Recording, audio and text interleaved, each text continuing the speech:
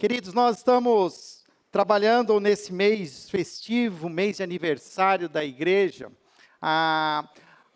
para os primeiros capítulos do livro de Apocalipse. O livro de Apocalipse, nos seus primeiros 3 capítulos, eles são extremamente importantes para nós olharmos a visão que Jesus tem da igreja. Nós estamos celebrando a nossa igreja, e toda vez que nós estamos aniversariando, é um bom momento para repensar as nossas vidas, repensar os nossos caminhos, olhar e ver os nossos acertos, os nossos erros. Nós estamos fazendo um questionário, pedindo a opinião, as percepções de vocês, mas nós também precisamos ouvir as percepções de Jesus. Jesus é o Senhor da igreja, Ele é o pastor, Ele tem uma opinião sobre nós, e nós precisamos saber e conhecer e entender, e existe uma clara opinião, uma percepção de Jesus sobre a sua igreja nos 3 primeiros capítulos de Apocalipse. Semana passada nós tivemos a oportunidade de rever a visão de João,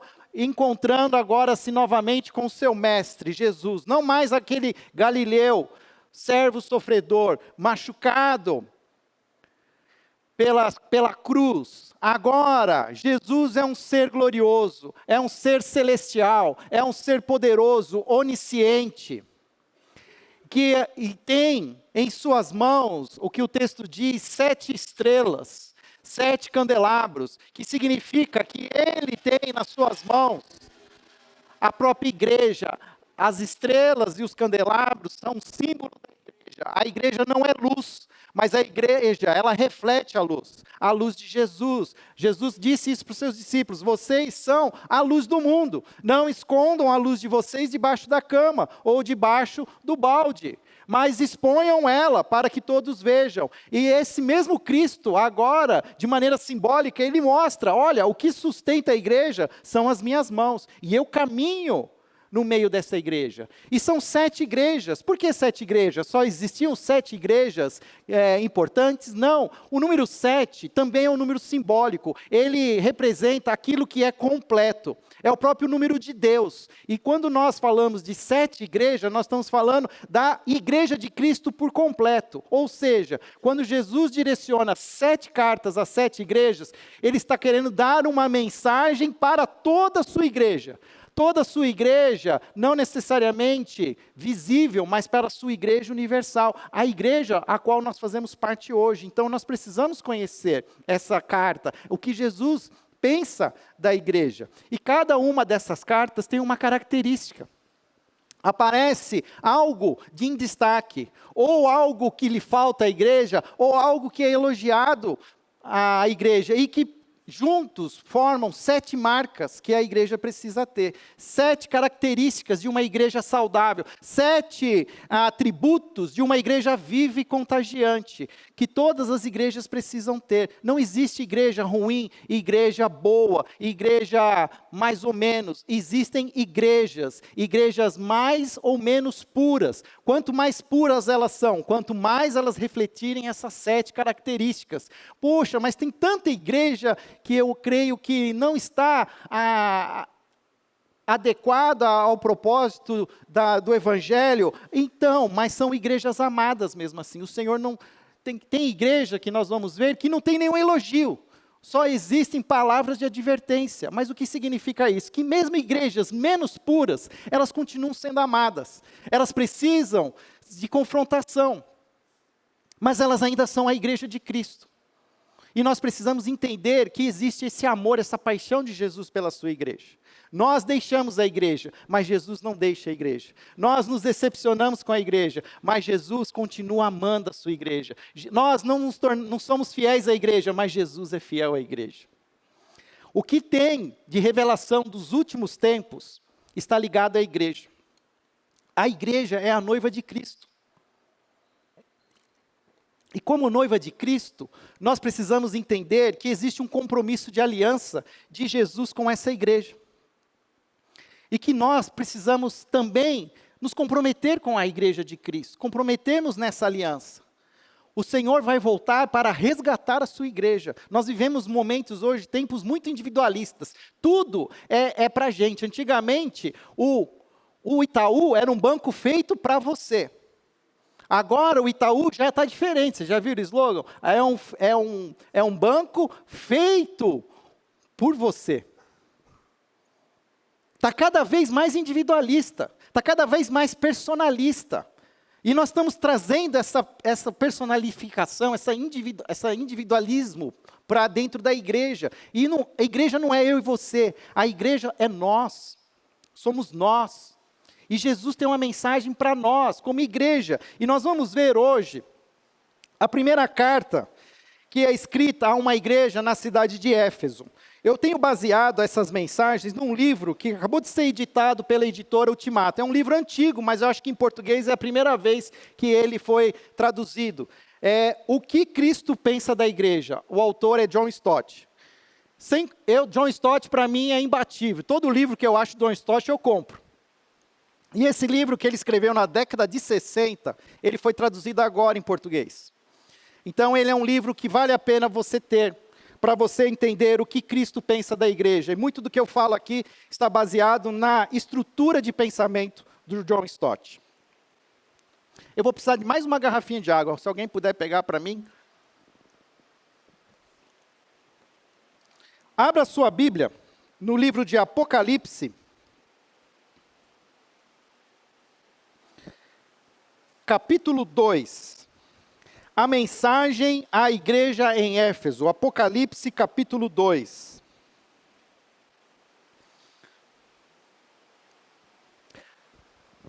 Eu queria que aumentasse um pouco o meu microfone, porque às vezes eu acho que eu estou gritando.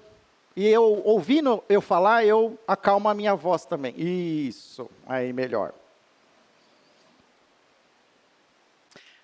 Apocalipse capítulo 2, versículo 1. Escreva essa carta ao anjo da igreja em Éfeso. Esta é a mensagem daquele que segura na mão direita as 7 estrelas, daquele que anda entre os 7 candelabros de ouro. Sei de tudo o que você faz, vi seu trabalho árduo e sua perseverança, e sei que não tolera os perversos. Examinou as pretensões dos que se dizem apóstolos, mas não são, e descobriu que são mentirosos. Sofreu por seu nome com paciência, sem desistir. Contudo, tenho contra você uma queixa. Você abandonou o amor que tinha no princípio. Veja, até onde você caiu. Arrependa-se e volte a praticar as obras que de início praticava. Do contrário, virei até você e tirarei seu candelabro de seu lugar entre as igrejas. Mas há isto a seu favor. Você odeia as obras dos nicolaítas, que eu também odeio. Quem tem ouvidos para ouvir, ouça o que o Espírito diz às igrejas. Ao vitorioso, darei o fruto da árvore da vida, que está no paraíso de Deus. Oremos. Senhor, ajuda-nos a entender esta palavra, que o Teu Espírito também agora nos ilumine, para que possamos entender, ó Pai, aquilo que o Senhor quer que nós aprendamos e pratiquemos todos os dias, em nome de Jesus. Amém. João estava em Patmos, uma ilha de formação rochosa no Mediterrâneo. Ele estava exilado, ele tinha sido pastor nessa igreja em Éfeso, mas ele havia sido retirado pelo Império Romano e preso nessa ilha de Patmos. E quem saísse de Patmos, o primeiro lugar que ele passaria, naturalmente, seria em Éfeso. Éfeso é uma cidade portuária, então quem sai de Patmos precisa ir até Éfeso. E a linha que é construída pelas cartas, é basicamente a linha que alguém faria naturalmente para percorrer essas cidades. Por isso, Éfeso é a primeira parada. O profeta aqui, o apóstolo, ele então envia esta carta a esta cidade, a cidade de Éfeso, uma cidade que todos nós conhecemos, uma cidade que ela ilustra uma carta de Paulo, a carta de Paulo aos Efésios. Na cidade de Éfeso existia uma igreja que agora precisava ouvir a voz de Jesus.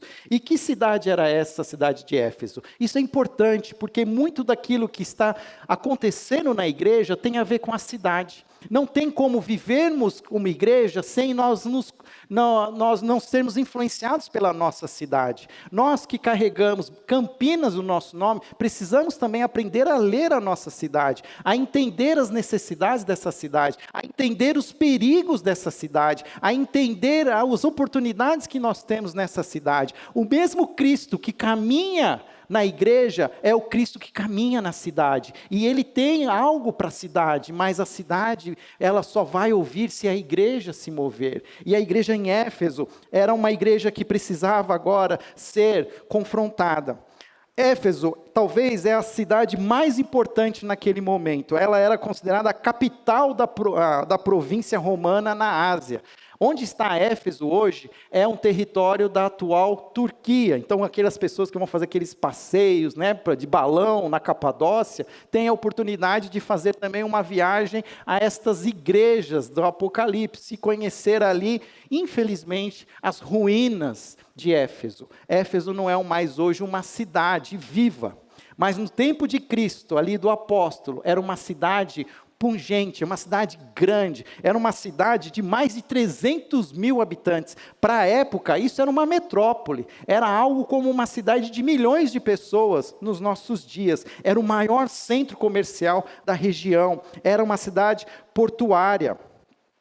Mas ela não era só uma cidade de importância política, de importância econômica. Ela era também uma cidade com uma importância religiosa muito grande. Nesta cidade havia o maior templo, a deusa do amor, a deusa Diana, ou em alguns textos, a deusa Artemis. Era considerado esse templo como uma das 7 maravilhas do mundo antigo. Hoje só existem as pirâmides, mas o templo, a deusa Diana em Éfeso, era considerado uma dessas 7 maravilhas. Algo que talvez a gente não vai conseguir nunca descrever, mas provavelmente era algo assim suntuoso, algo grandioso, mas também que envolvia ali toda uma religiosidade, que mesclada com imoralidade, pois a deusa Diana era conhecida como a deusa do amor. E como se prestava culto a essa deusa? Através de relações sexuais com as profetisas, que para nós não eram praticamente como prostitutas, que serviam à cidade, tendo relações sexuais com seus habitantes, prestando assim culto à deusa Diana. Mas nós também sabemos um pouco sobre essa religiosidade, se você ler a carta de Atos, o livro de Atos, que Lucas registra no capítulo 19, uma situação peculiar que aconteceu em Éfeso. Depois que Paulo foi até Éfeso e pregou e plantou uma igreja lá em Éfeso, a igreja começou a crescer, a igreja começou a mudar a cidade. E em capítulo 19 de Atos, mostra que um dos artesãos que confeccionava estátuas de prata da deusa Diana, foi reclamar no sindicato que as vendas da imagem estavam caindo. Porque o número eles não chamavam de cristãos ainda, mas o número daqueles que seguiam o caminho estava aumentando, e as vendas estavam diminuindo, que aquilo estava sendo uma crise econômica na cidade, e que precisavam intervir, que eles precisavam fazer alguma coisa, pois o dinheiro estava não estava sendo revertido para a venda daquelas imagens. Então, a gente sabe que muita coisa já tinha acontecido em Éfeso. Sem contar que essa igreja, talvez tenha sido a igreja que mais teve pastor famoso. Essa igreja teve como pastor, como eu citei, o próprio apóstolo Paulo. E depois que o apóstolo Paulo saiu, ele não deixou nada mais, nada menos do que o seu melhor discípulo, Timóteo. E depois que Timóteo deixou a igreja, eles contrataram um pastor veterano, um pastor ancião, mas que tinha algo que nenhum outro pastor tinha: o testemunho ocular de quem era Jesus, o próprio apóstolo João. O apóstolo João, o último dos apóstolos vivos, foi pastor em Éfeso. Essa era uma igreja que qualquer pessoa teria orgulho de ser membro, porque sairia na rua e dizia assim: eu sou membro da primeira igreja de Éfeso, a igreja de Paulo, de Timóteo, de João, e se eu não falo ainda de Áquila e Priscila, Apolo. Era uma igreja orgulhosa. Assim como a cidade era uma cidade orgulhosa, Éfeso também era uma cidade orgulhosa. A igreja também era uma igreja orgulhosa. E Jesus então escreve uma carta. As cartas começam sempre do mesmo jeito. Começam primeiro com uma descrição de quem é Jesus. E a descrição que Jesus faz questão que essa igreja saiba quem é Jesus, ele coloca lá nos primeiros versículos: escreva esta carta ao anjo da igreja em Éfeso. Esta é a mensagem daquele que segura na mão direita as 7 estrelas, daquele que anda entre os 7 candelabros de ouro. Sei tudo o que você faz. O que Jesus queria que essa igreja soubesse? Ela é a igreja que Jesus disse assim: eu sei o que vocês fizeram no verão passado. Eu sei o que vocês fizeram no último aniversário da igreja. Eu sei o que vocês fizeram no último domingo. Eu sei o que vocês fizeram nos outros 6 dias. Eu sou aquele que caminha entre vocês. Eu sou aquele que tenho a igreja nas minhas mãos. Quando ele diz que ele segura na mão direita as 7 estrelas, é como se nós tivéssemos uma imagem humana de alguém que coloca todas as igrejas na sua mão e segura. Ele tem as igrejas na sua mão. Queridos, não tenhamos medo como igreja, porque Jesus nos tem na sua mão. Não, nada fere a igreja sem que Jesus permita. Jesus tem a sua igreja nas mãos. Isso é uma esperança, nós precisamos ter essa realidade. Às vezes nós queremos proteger a igreja, fazemos estatuto, criamos regras, mas o que protege a igreja são as mãos de Jesus. Jesus, eu tenho as estrelas, as 7 estrelas nas minhas mãos, e não só isso, eu também ando entre os 7 candelabros, que é a outra simbologia da igreja. Eu caminho entre vocês. Que na verdade era algo que ele já tinha dito em Mateus, quando ele diz que aonde estiverem 2 ou 3, Mateus 18, 20, ali estou no meio de vocês. Se você está aqui em nome de Jesus, Jesus está aqui, Jesus está no nosso meio. Nós precisamos ter essa percepção. Todo encontro de crentes em Cristo Jesus é um encontro com o próprio Cristo. Por isso que cristianismo não se vive sozinho, individualmente. Alguns de hoje, não porque têm dificuldade, não podem estar na igreja, então assistem o culto nas suas casas. Mas assistir o culto em casa não deve ser a regra, deve ser uma exceção. Estar aqui é estar com o próprio Cristo. Porque Jesus preparou esse lugar. Ele tem um propósito, e se você está aqui é porque Jesus tem algo para você. E Ele quer falar ao seu coração. E o que Jesus então fala a esta igreja? Ele diz... Essa igreja recebe 3 elogios. Ó, que beleza. Quem aqui é filho que quer ter elogio do pai? Né? Quem aqui tem aquela linguagem do amor que é palavras de afirmação? Que precisa ouvir alguma coisa, que você fez certo. A igreja aqui recebe 3 elogios de Jesus. Primeiro dela diz o quê? Sobre as obras da igreja. Eu vi o seu trabalho árduo. Eu vi vocês como uma igreja ativa, vocês são uma igreja que é ocupada em servir, os seus membros servem a comunidade, eu vi que vocês estão ativos, vocês estão se voluntariando para o bazar social da igreja, amém, Val? Nós estamos se engajando, vai ter uma lista de espera, porque está todo mundo querendo entrar nesse bazar para ajudar, tem gente para servir no ministério infantil, a recepção, gente, não tem gente sentada, porque está todo mundo lá na frente recebendo o povo. Nossa, nunca vi uma igreja que gosta tanto de servir. O serviço de vocês é exemplar, eu vi o trabalho árduo de vocês, e ele ainda diz outra coisa, eu vejo a perseverança da igreja, eu vejo que vocês continuam seguindo em frente, mesmo com as oposições, mesmo quando os artesãos se uniram contra a igreja permaneceu firme, mesmo quando vocês recebem retaliação comercial, quando é fato e é sabido que quantos aqueles se convertiam ao cristianismo, muitos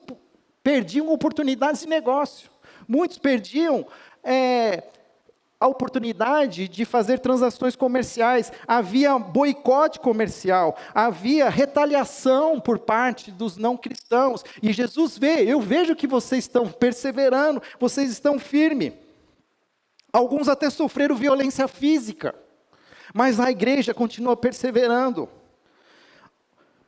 Jesus elogia a igreja, as obras, elogia a sua perseverança, e Jesus ainda faz um terceiro elogio. Eu sei que vocês não toleram os perversos, examinaram as pretensões dos que dizem apóstolos, mas não são, e descobriu que são mentirosos. Ou seja, eu elogio a ortodoxia da igreja. O que é a ortodoxia da igreja? A maneira como vocês prezam a doutrina, como vocês não negociam essa doutrina, como vocês têm o padrão correto, e vocês examinam, e chegam à conclusão de que existem líderes que se auto-intitulam apóstolos, mas que são mentirosos, e vocês comprovam. O texto diz, olha, vocês examinam. Como é que a gente examina? Através da comparação com as escrituras. Aquilo que eles falavam, os líderes, era examinado. Então era um povo que conhecia a palavra. Era um povo que mantinha uma seriedade na doutrina, rechaçaram os falsos apóstolos. E aqui até quando Jesus já está terminando a carta, ele ainda destaca, no verso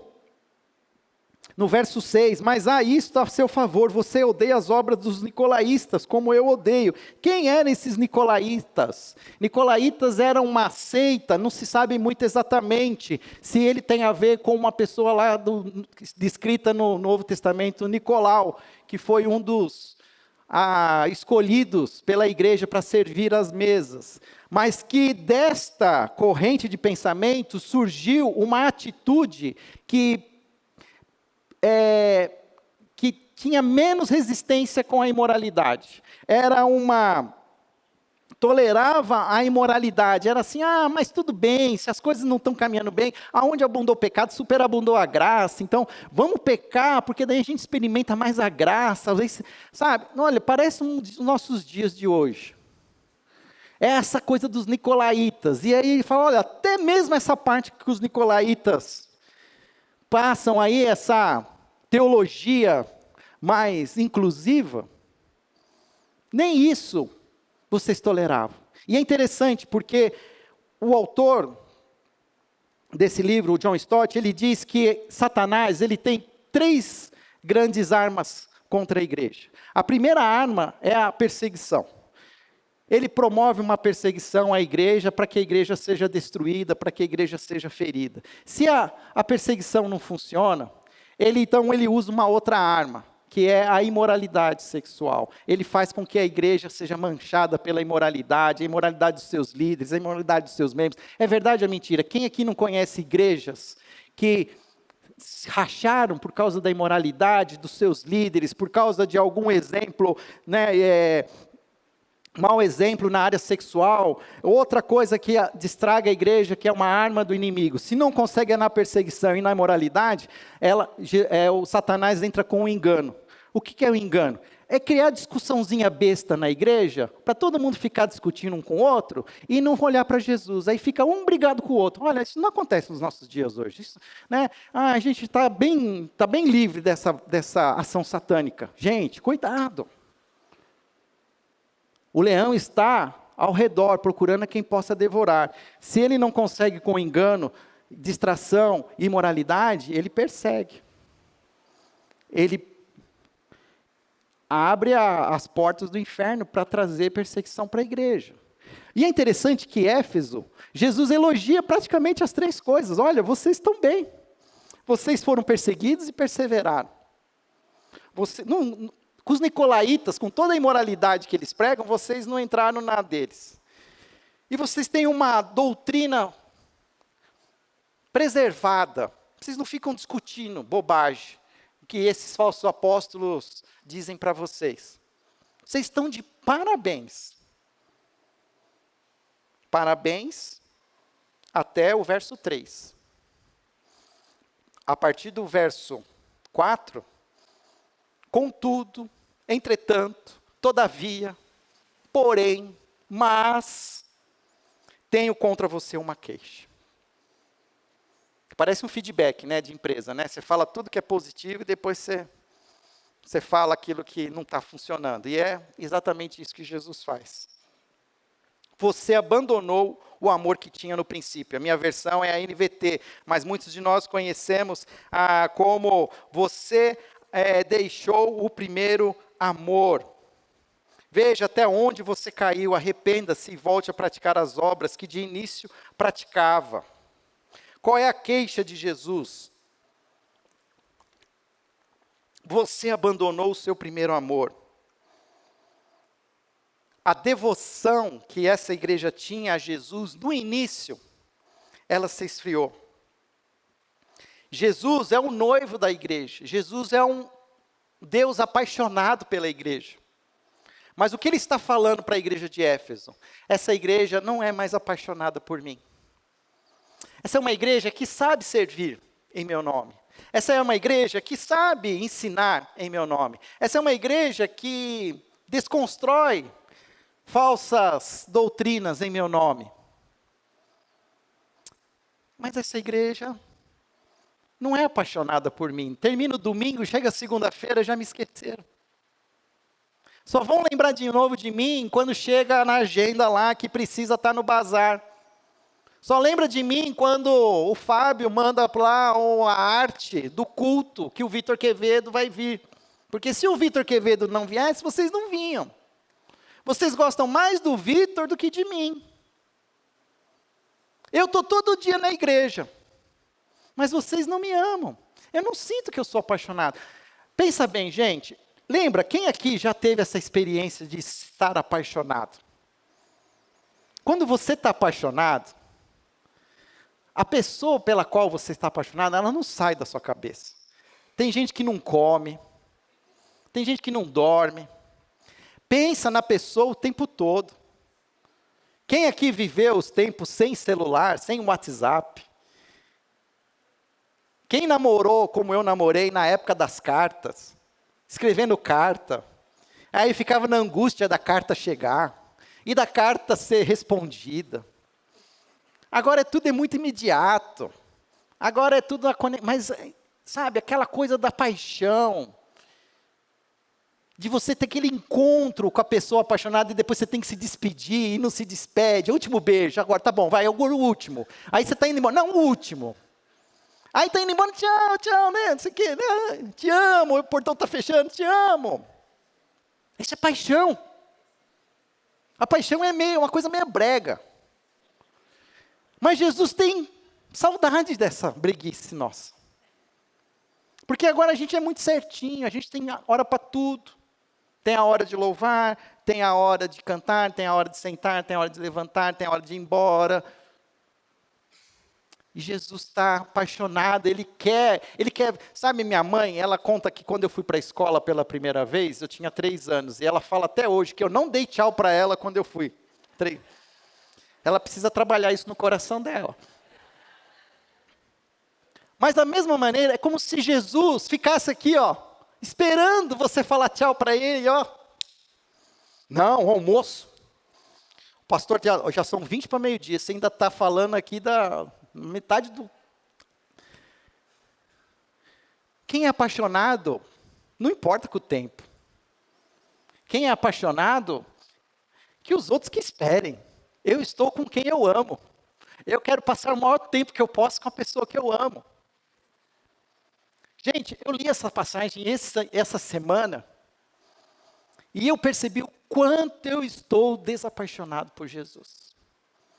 Eu me encaixo perfeitamente nessa descrição. Eu sei servir, eu sei ensinar, eu sei cumprir os meus horários, eu sei me manter firme. Mas chega segunda-feira, meu amigo, eu não quero ver Jesus nem pintar de ouro na minha frente. Eu quero descansar de Jesus. Não adianta a nossa ortodoxia, não adianta o nosso serviço, não adianta o nosso zelo pela doutrina, a nossa pureza, se nós não tivermos amor. Porque o amor é a única coisa que vai ficar no final. 1 Coríntios 13 diz assim: agora permanecem a fé, a esperança e o amor. Mas qual é o maior deles? É o amor. O amor é maior. O amor é maior que a ortodoxia, o amor é maior do que a moralidade, o amor é maior do que qualquer serviço cristão, o amor é maior que tudo. Mas parece que nós, Igreja de Cristo, no século 21, nós estamos mais focados em estarmos certinhos, dentro do quadrado, servindo e ficando bonitinho, para ganhar os 3 elogios, as 3 estrelinhas, do que sermos apaixonados por Jesus. Do que sermos apaixonados. Eu tenho repensado, o que significa ser apaixonado por Jesus? E ele diz, Jesus continua falando, e ele traz 3 exortações para quem deixou o primeiro amor. Primeiro, lembre-se onde caiu. A minha versão aqui, ele fala, veja até onde você caiu, mas eu gosto mais da versão antiga, que fala, lembre-se, olhe para trás, lembra quando você era apaixonado por mim? Quando você aceitou a Cristo, você confessou, era uma coisa assim, você saía falando no ônibus para todo mundo, distribuía folheto, falava com o chefe, você era o mais chato, mas você falava de Jesus para todo mundo, para sua família, para o seu marido, para os seus netos, parece que você só tinha Jesus na sua vida. Porque agora a gente tem muita coisa para pôr no lugar de Jesus, né? Então... Mas é isso, olha, como é que foi o seu encontro com Jesus? É isso que ele fala, lembre-se de onde você caiu, lembre-se quando era, o que ele te falou no começo. Todos nós que estamos aqui, de alguma maneira, tivemos um encontro pessoal com Jesus, fomos confrontados com a nossa situação, e algo fez com que a gente quisesse mudar de direção, que nós nos convertêssemos. A palavra converter é mudar de caminho. O que foi que fez a gente mudar de caminho no passado? E aí ele fala, olhe para trás e veja onde você conheceu a mim. E não só isso, a lembrança é só o primeiro passo para comparar o que nós já fomos um dia para aquilo que nós somos hoje, mas não basta somente lembrar, é preciso arrepender-se, arrependa-se. Talvez é necessário mudar de direção de novo. Talvez é necessário se converter de novo. Percebe que Jesus está falando com a igreja e está pedindo para a igreja se arrepender. Quanto da nossa fé cristã hoje é uma fé moldada por uma cultura cristã, batista, tradicional? Quanto que o que nós vivemos hoje é moldado pela nossa sociedade? Quanto que nós vivemos o Cristo que está em nós é realmente uma paixão por Cristo?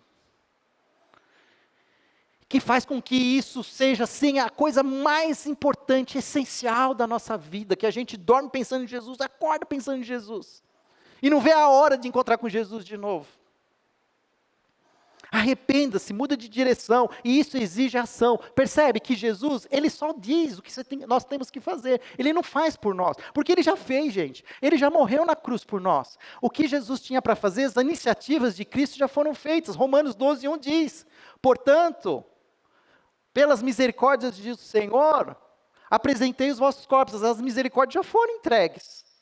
Agora é hora de nós nos apresentarmos. É aquilo que o jovem lá, o filho mais novo, o filho pródigo fez. Ele se arrependeu, ele diz, na casa do meu pai, eu teria o que comer. Até os empregados do meu pai comem melhor. E eu vou voltar para casa, eu vou sair desse caminho. Porque o pai não vai buscar o filho. É preciso que a gente queira, que a gente tenha iniciativa. Porque a gente pode continuar nessa autocomiseração. Ai, tinha tanta saudade de quando eu era fervoroso, que eu falava para todo mundo de Jesus. Nossa, que tempo bom. Arrependa-se, saia então disso, mude, tome uma atitude. Volte a praticar as obras que no início praticava. Recomece.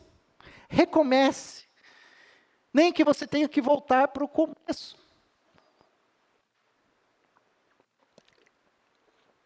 E por que eu falo que às vezes eu me acho tão desapaixonado por Jesus? Porque eu acho que eu não preciso recomeçar. Imagina eu, Fábio, já nasci na Igreja Batista. Quando eu tinha lá esses 3 anos, lá o pastor falava assim, agora só eu e o Fabinho vamos falar. Porque eu falava junto com o pastor. Eu sei tudo, para que eu preciso? Imagina, o Fábio vai ter que se arrepender agora e voltar a ser apaixonado por Jesus. Sim. Se a primeira igreja batista de Campinas quer ser uma igreja que seja conhecida pelo seu amor, é uma igreja que precisa recomeçar. É uma igreja que precisa lembrar do seu passado. E lembrar de onde ela começou e da sua paixão por Jesus, que fez com que ela se tornasse a igreja que ela é hoje. Mas precisa voltar a praticar aquilo que ela praticava antes. E o que ela praticava antes? A sua paixão por Jesus, a sua devoção, a sua busca intensa pela presença de Cristo. Não significa mais serviço, gente. Não significa mais zelo. Significa mais intimidade. Mais tempo com Cristo. Gente, isso aqui é do inferno. E aí quando você começa a estudar neurociência, você ainda entende mais um pouco, porque isso aqui te dá prazer. E aí você fica, só que aí o nosso cérebro vai se acostumando, e a gente vai precisando de mais, de mais. Aí só o Instagram não dá, aí tem que ter Facebook, tem que ter TikTok, aí não sei o que mais, e não sei o que mais. E nós estamos virando zumbis, buscando prazer em outras coisas que não é em Cristo. Quando foi a última vez que nós nos sentimos a êxtase de estar louvando a Cristo, de estarmos sentindo a presença dEle, e de querer estar assim no alto de uma montanha, e dizer assim, vamos construir 3 tendas aqui, vamos ficar aqui. Quando foi a última vez que a gente sentiu isso? Esses são sentimentos de pessoas que têm amor. Eu acho que Campinas é muito parecido com a cidade de Éfeso. É uma grande metrópole, não é a capital era Roma. A capital é São Paulo, mas depois de São Paulo, ninguém pode com Campinas. A gente é a capital do interior. Só nós aqui, a gente tem 2 times. Tudo bem que juntos os 2 não dá 1, mas... Tem 2 times. Qual é outra cidade que tem 2 times assim?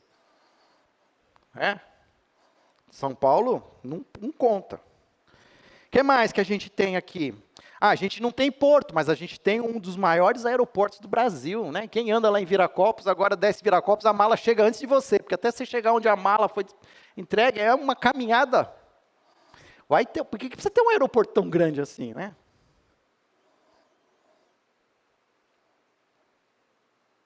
Talvez a gente não tenha aqui um templo à deusa Diana, mas Campinas tem um bairro à deusa Diana, o Jardim Itatinga, a maior área de prostituição a céu aberto do Brasil, dominado pelas milícias e outras organizações criminosas. A gente até apoia páginas novas, mas eu acho que o nosso apoio ainda é muito pequeno.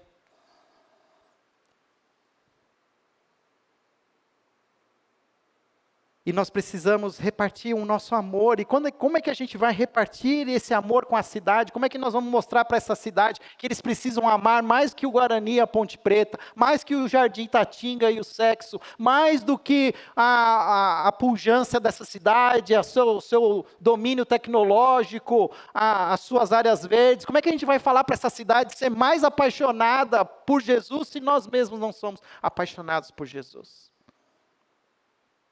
É uma pergunta que eu não sei responder, mas me faz pensar, me faz, de alguma maneira, me tira o equilíbrio. Olha o que ele fala, Jesus, do contrário, virei até você e tirarei o seu candelabro do lugar entre as igrejas. Visite a Turquia hoje, você vai visitar uma cidade em ruínas. Eu não sei se Jesus vai demorar mais 2000 anos. E o que será que aconteceria daqui 2000 anos em Campinas? Seriam umas ruínas? E alguém visitaria aqui as estruturas da primeira igreja batista de Campinas? Éfeso foi uma cidade que foi apagada. A igreja de Éfeso foi apagada. Porque foi uma igreja que perdeu o primeiro amor. Quem tem ouvidos para ouvir, ouça o que o Espírito diz às igrejas. Ao vitorioso darei do fruto da árvore da vida que está no paraíso. Todas as cartas terminam com uma promessa na eternidade. E a promessa que Jesus dá àqueles que perseverarem, àqueles que lutarem e que buscarem esse primeiro amor, terão como privilégio comer do fruto da árvore da vida. O que significa isso, simbolicamente falando? A árvore do fruto da vida foi aquela árvore que foi tirada. Na verdade, Adão e Eva foram tirados do paraíso, para que eles não tivessem mais acesso àquela árvore, porque aquela árvore era a fonte da eternidade, era a fonte da vida. E quem estiver na eternidade, terá acesso novamente a essa árvore, se saciará dessa árvore. Agora, o que vai ter na eternidade?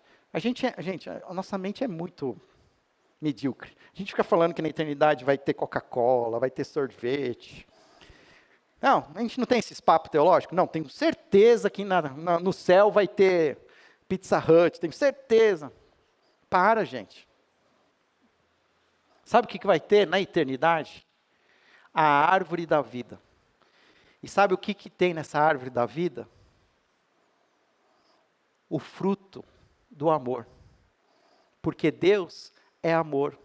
E o que é eterno é o amor. Hoje permanecem a fé, a esperança e o amor.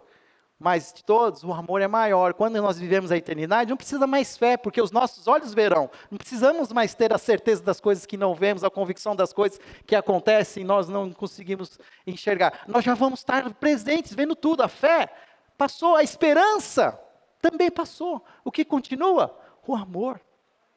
O amor. É o amor que sustenta a igreja. É o amor que vai nos alimentar. Que no céu nós teremos toda a eternidade para vivermos alimentados pelo amor. Olha o que diz 1 João. João, o pastor da igreja de Éfeso. Ele escreveu para essa igreja também. E nós estudamos a primeira carta de 1 João esse ano. E qual foi o tema? Amor infalível. E ele escreve lá em 1 João capítulo 3, versículo 16. A gente conhece João 3,16, mas a gente esquece de 1 João 3,16. 1 João 3,16 diz: sabemos o que é o amor, porque Jesus deu sua vida por nós. Portanto, também devemos dar nossa vida por nossos irmãos. Jesus já fez a parte dele. Ele já nos entregou o amor. Agora, se nós queremos ser uma igreja conhecida pelo nosso amor, devemos repartir esse amor com os outros. O problema é que, como igreja, a gente ama mais as coisas do que as pessoas. E uma igreja conhecida pelo seu amor é uma igreja que ama pessoas. Os 2 maiores mandamentos é: amarás o Senhor teu Deus de todo o seu coração e ao próximo como a ti mesmo. Não está lá, serás a pessoa mais zelosa do mundo na doutrina, servirá em todos os ministérios, comparecerá a todos os eventos, não cairá diante da perseguição. Não. Amarás o Senhor teu Deus de todo o coração e ao próximo. Queridos, nunca foi tão difícil amar as pessoas como nos dias de hoje. Mas Jesus chama-nos para ser essa igreja que ama, uma igreja que acolhe. Em todo tempo, o amor, a palavra amor que ele está usando é ágape. É amor incondicional. Não é amor porque eu gosto, porque eu me identifico, porque eu acho bonito, porque eu concordo. É porque eu simplesmente amo, porque Jesus simplesmente me amou. E eu não consigo não amar você. Vem cá, me dá um abraço. Precisamos voltar a sermos apaixonados pelas pessoas. Precisamos voltar a ser apaixonados por Jesus, para que possamos ser apaixonados pelas pessoas. Cristãos que criticam pessoas, precisam olhar para o seu coração e repensar o seu amor por Jesus. Você não precisa concordar com tudo que as pessoas falam, mas a ninguém devam nada, a não ser o amor. Não tem escapatória, gente. Por isso que a primeira coisa é amor, por isso que a primeira carta é para Éfeso. Por isso que não tem como continuar vivendo se não começarmos a pensar no amor. Busque ser apaixonado por Jesus novamente. Recomece. Comece de novo. Busque ao Senhor de todo o seu coração, busque na palavra, comece a ler a palavra, comece a orar, comece a ouvir os cânticos, diminua as suas fontes de alimentação de tudo que é caloria vazia, que não vai te levar para lugar nenhum. Gente, tem séries premiadíssimas, mas não vale um minuto na frente dessas séries. Tem muita coisa boa nas redes sociais, mas não vale a pena. Perto do que nós podemos ganhar na presença de Jesus. Feche seus olhos. Eu queria dar para você a oportunidade de você repensar a sua vida cristã. Como está o seu amor por Cristo? A sua devoção, a sua paixão. É hora de recomeçar. É hora de ser corajoso e sair da zona de conforto e se expor. Senhor, tem misericórdia de mim, pecador. Jesus Cristo, filho de Davi, tem misericórdia de mim. Porque eu, Pai, eu sei o que o Senhor deseja de mim. Eu sei fazer as coisas. Mas eu não tenho sido apaixonado por Ti. As outras coisas me apaixonam mais. Eu tenho outros desejos, quero o desejo de encontrar outras coisas, mas não tenho o desejo de Te encontrar. Na verdade, eu me escondo de Ti, porque eu sei que o Senhor me conhece. Eu sei que o Senhor sabe o que eu estou fazendo.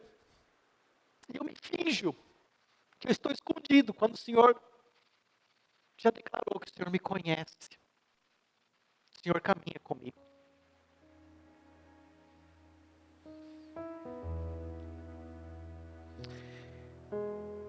Se alguém aqui hoje precisa recomeçar,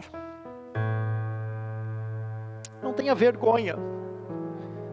Talvez tenha anos que você está nessa jornada, no caminho com Cristo, mas o seu caminho com Cristo é um caminho frio, é um caminho ortodoxo, de zelo, de serviço, mas sem paixão.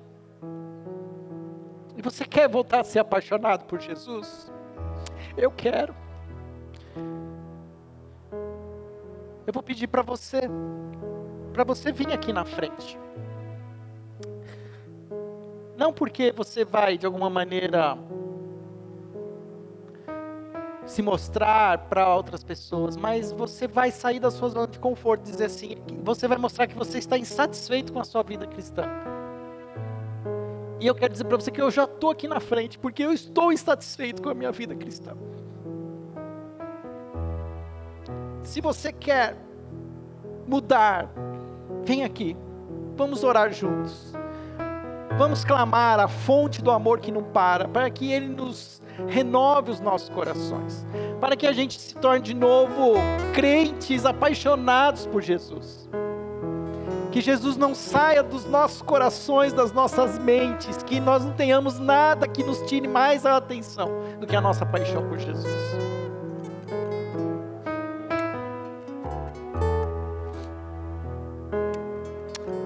Ó Pai, eu quero orar com esses meus irmãos que aqui se encontram, Senhor, na frente comigo. Porque nós nos sentimos, Senhor, às vezes muito secos, muito frios. Sabemos, ó Pai, os ritos religiosos, sabemos as práticas, conhecemos as doutrinas, respeitamos os limites, não ultrapassamos, Senhor, os valores morais. Mas muitas vezes, ó Pai, eu me sinto como alguém que não sinto mais paixão. Eu me sinto como se eu estivesse casado, cumprindo os meus papéis como marido, mas que não ama a sua esposa. Não tenho nada que possam dizer contra mim, mas de fato o Senhor conhece o meu coração e o Senhor sabe que me falta paixão por Ti. E eu me reúno aqui e me identifico com esses irmãos. Que o Senhor aviva o nosso coração. o Senhor nos traga, ó Pai, derrama o Teu amor, a Tua paixão, que possamos ter cada dia mais sede de Ti, que possamos Te buscar, ó Pai, e eu sei que isso exige de nós disciplina, existe de nós, ó Pai, escolhas, abrir mão de fontes, de águas que hoje, Pai, não nos suprem, para que possamos ser totalmente supridos pelo Teu amor. Senhor, visita a nossa igreja, visite a primeira igreja batista de Campinas, derrama, Senhor, o Teu Espírito sobre nós, aviva os nossos corações e transforma-nos, Senhor, numa igreja apaixonada por Jesus.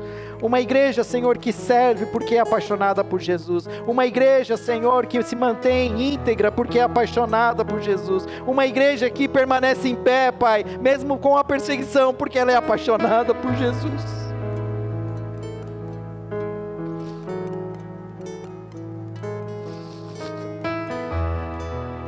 Tem misericórdia de nós, Jesus. Tem misericórdia do Seu povo. Enche-nos, Senhor, com Teu Espírito Santo. Essa é a nossa oração. Em nome de Jesus. Em nome de Jesus. Amém.